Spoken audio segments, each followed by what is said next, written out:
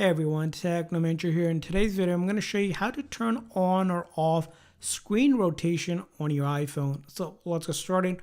Really simple. We need to first get to the control center. Now on most phones, you should be able to pull down the control panel, or on a phone with the home button, you need to pull it up. So once you pull up that menu, you're going to look for this icon right here. This is the screen rotation icon.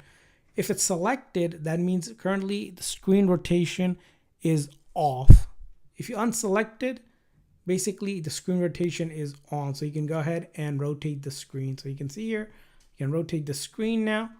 Now if I go back and then swipe down, turn it on, and I try to go ahead and do the same thing, as you can see here, it is locked now.